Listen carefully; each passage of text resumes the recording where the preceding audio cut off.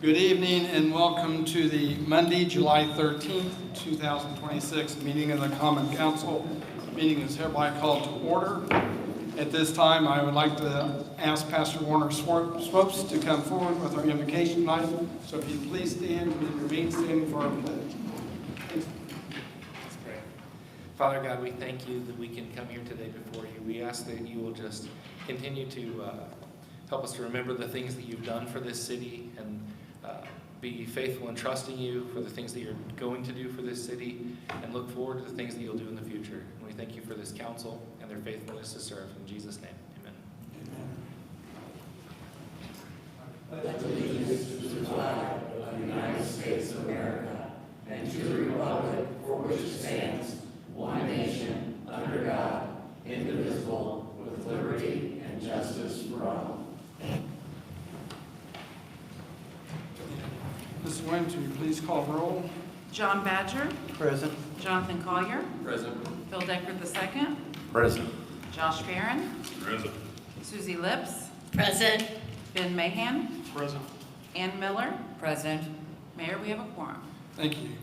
Prior to tonight's meeting, you each received minutes from the Monday, June 22nd meeting for your review. Are there any additions or corrections to the minutes?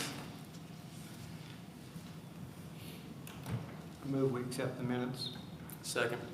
It's been a motion made and seconded to approve the minutes as presented this evening. All in favor say aye. Aye. Opposed no. The motion carries. Abstain, Susie Lips. Ann Miller abstain. So it'd be 5-4, 2 abstaining.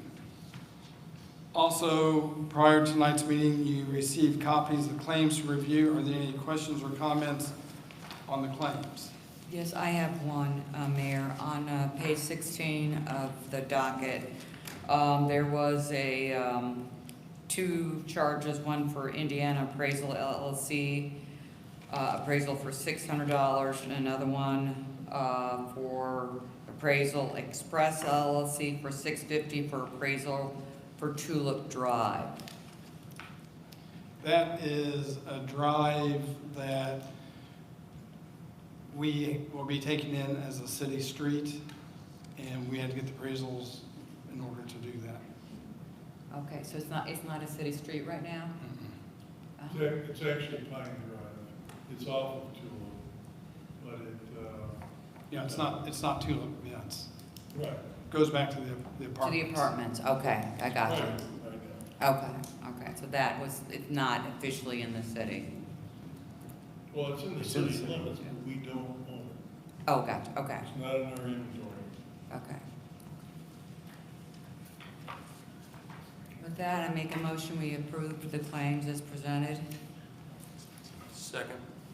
It's been a motion made and seconded to approve the claims as presented this evening. All in favor say aye. Aye. Opposed no. Motion carries. Ms. Williams, you're going to give us an update. Yes, I am. I am Stacy Williams. I work at the clerk's office.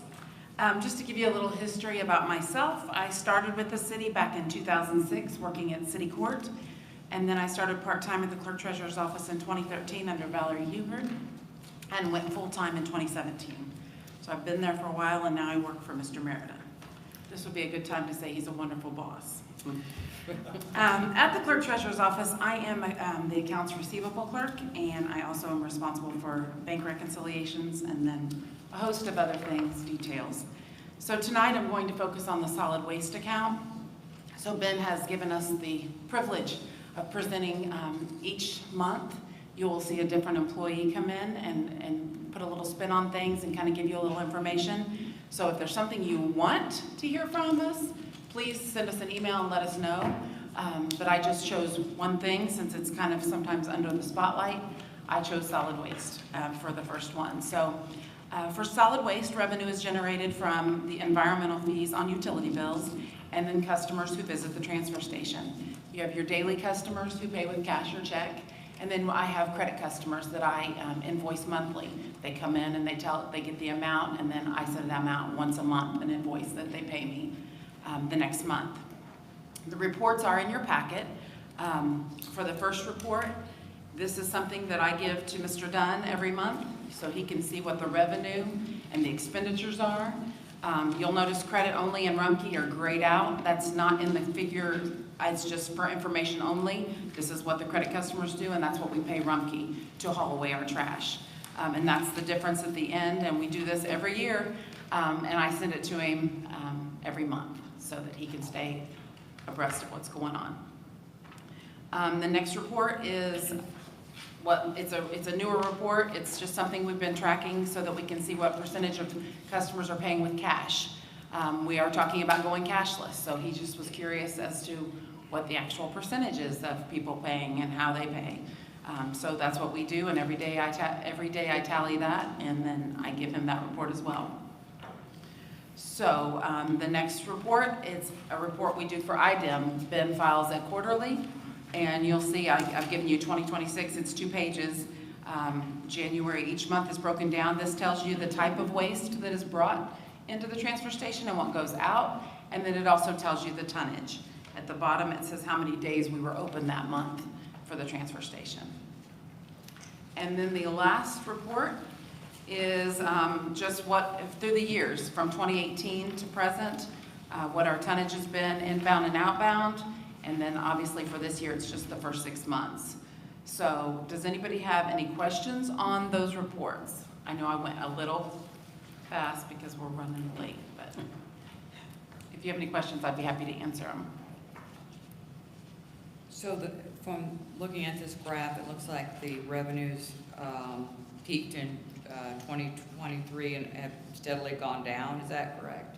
Correct. That is correct. And is there anything that we... And that's actually, you're looking at tonnage, not revenue, on that one, if you're looking at the line graph. Okay. So that's just what's been brought in and what's been gone out. So ultimately, yes, it does affect revenue, but this report is just talking about the amount of weight that's coming in and going back out. But then that in turn... If that in turn does affect revenue, yes. Okay. Both ways, going in and coming, I mean, you know, both ways, because you got to pay to send it out. Right. Then real quick on page 1, Uh-huh. I saw that you said column E was grayed out for Rumpke. Mhm. So that is not included within the expenditures? It is included. It is. It's just not including, like, I'm not adding it as well as, it's included in that expenditure amount. Good question. And then I'm just curious because in May, Rumpke almost doubled in that, and it looks like revenue was was around normal, but not compared to April. Because in March and April, Rumpke wasn't paid. Okay. So that's why we didn't receive a bill. And so when we contacted them, they sent one right over, and of course it was more expensive to make up for the months. Thank you. And sometimes that does happen. And there will be a reflection, I don't know if you've gotten the bill yet or not, when the transfer station was down, we were using roll-offs, and that was a lot more expensive than trucking. But at least we were able to keep up with the residents' needs. Any other questions? Stacy, once we go cashless, that won't affect those people that are doing the monthly invoices, correct? That is still continuing. Yes, the credit customers, yes. Thank you. Yes, that will. So as of today, just to let you know, our home bank balance is $46,149.56. And Trust Indiana has $209,425.36.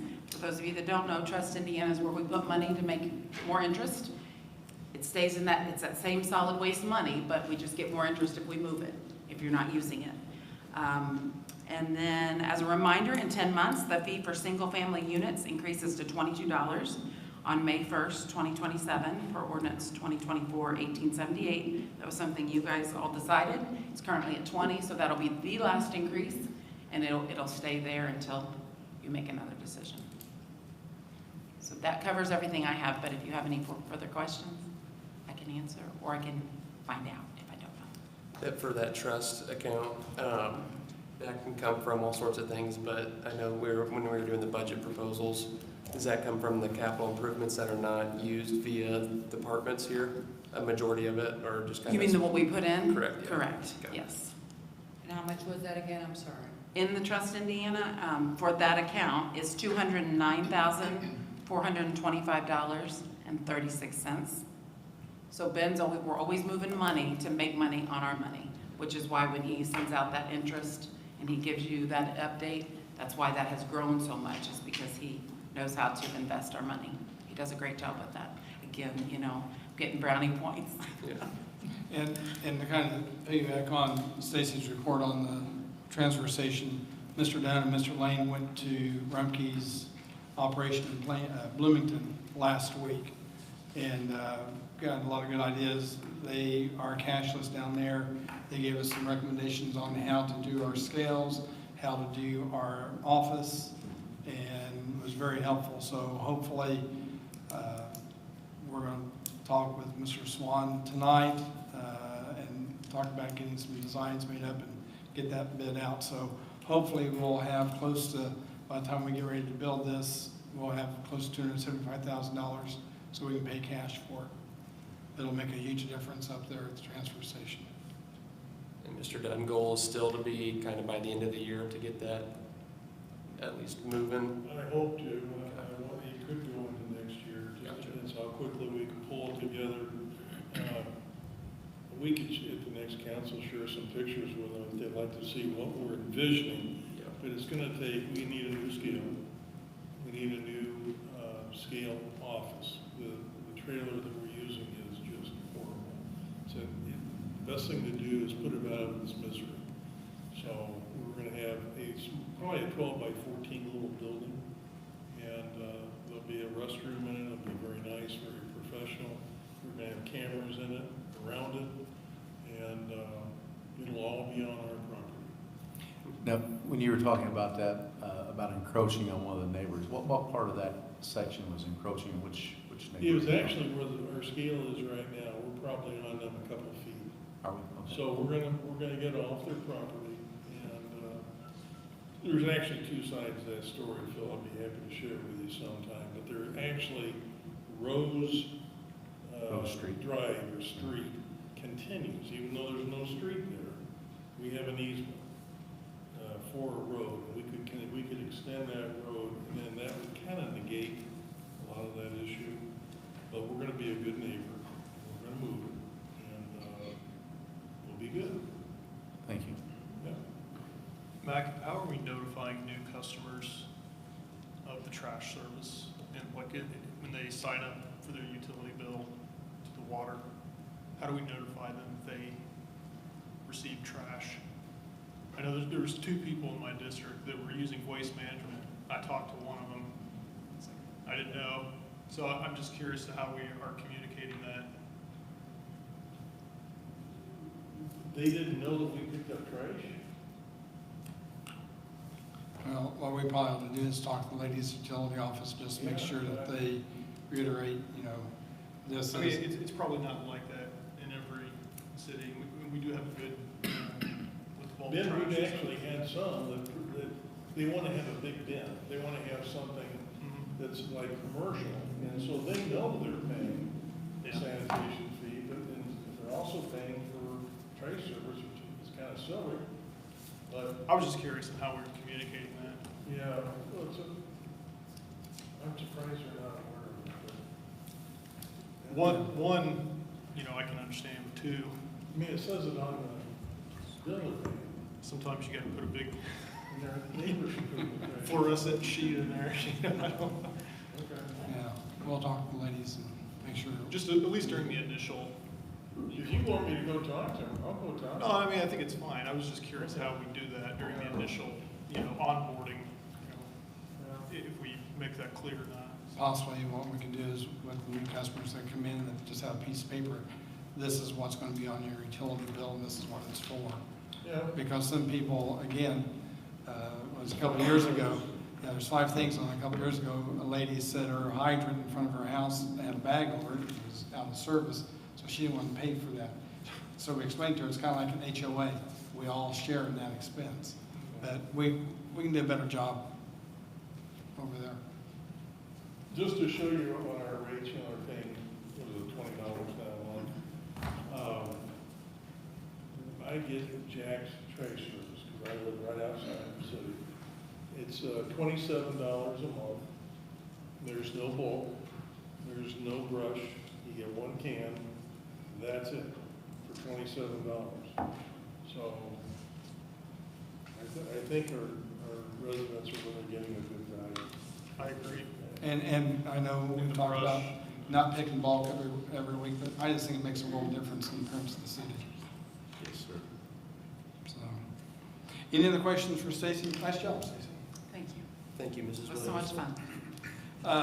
Under new business tonight, we have the first reading of ordinance 2026-1918. This is amendment to the Hannah Farms PUD district. Mr. Coffey's not here, but again, it's the first reading. Was there any specific questions anyone had? Cheyenne's here. Oh, hi, Cheyenne. This is coming from the Plan Commission as a favorable recommendation. Cheyenne, anything you want to share? Good evening, Common Council and Mayor Costin. Thank you guys for hearing our Hannah Farms PUD amendment. I know I had sent over a PowerPoint, but I don't know if you guys have copies of that one. Okay, perfect.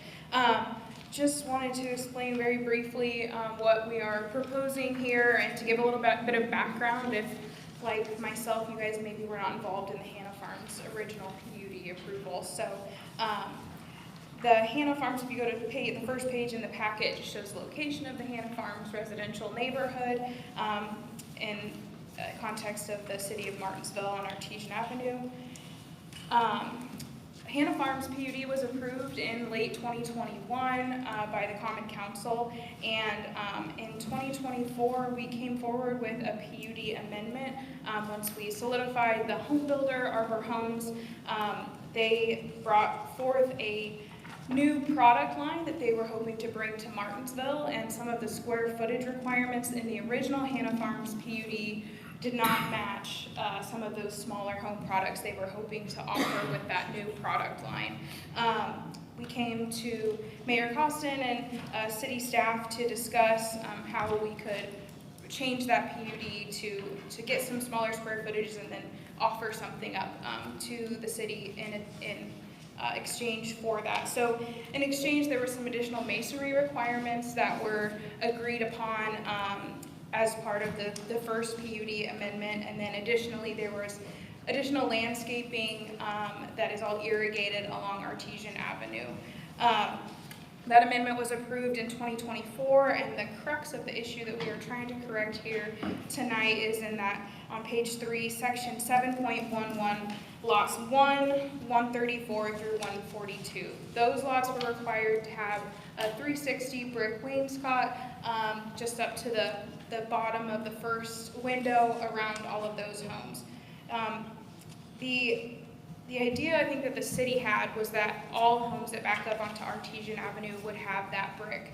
That's not the language that made it into that PUD amendment. If you go to page 4, you can see the more brown color of the two.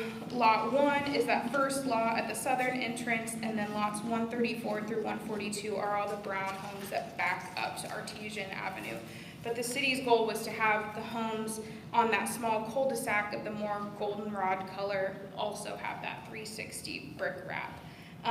By the time that this issue arose, a few of those homes, 148 or 146 through 148, I believe, the foundations were already poured at that time.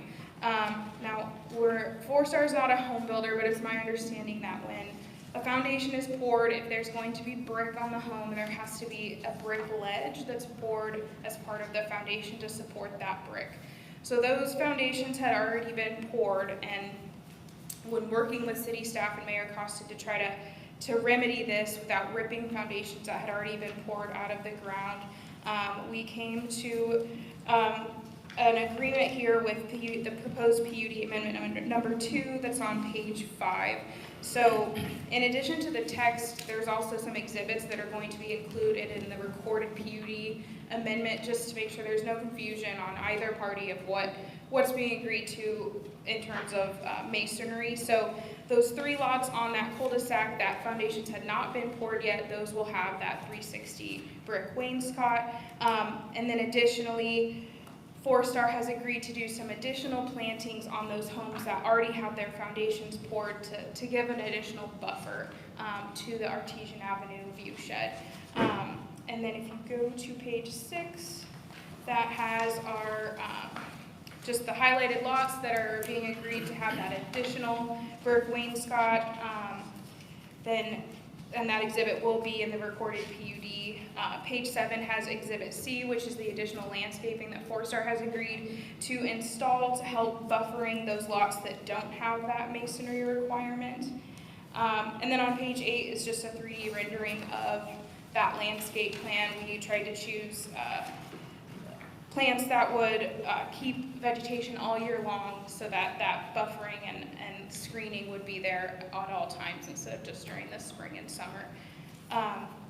As Mayor Costin said, this is the first reading. We did have a favorable recommendation from the Plan Commission, and I appreciate your time and I'm open to any questions you all may have.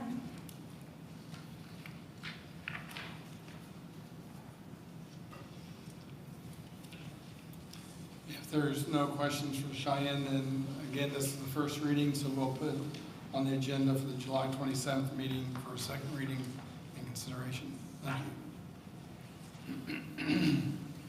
Also tonight for first reading is rezoning of property for Indiana Gradings. Again, this is coming from the Plan Commission with a favorable recommendation. Did you want to speak? Thank you. Good evening. My name is Cody Lenahan. I'm president and owner of Indiana Gradings, 3rd generation with our company. We've been here in Martinsville for 50 years, and we've had the lots next to our building for quite some time. They are zoned for ag. Over the last about 4 or 5 years, we have doubled in workforce, and we are out of space. So our goal and our hope was to rezone these and expand on our building so that we can continue our growth and continue to be here in Martinsville.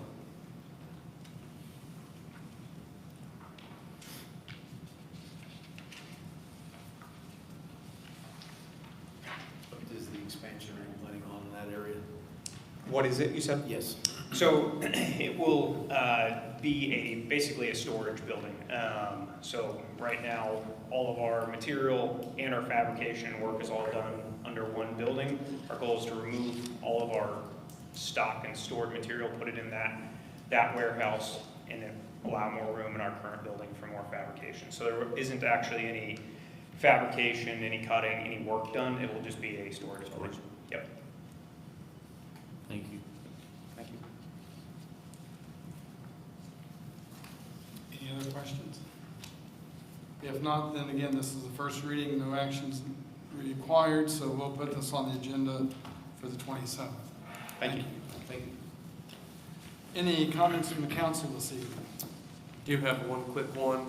I had a constituent come up to me and ask Mr. Dunn if the street department is ever around Victor Drive and Charlotte Circle.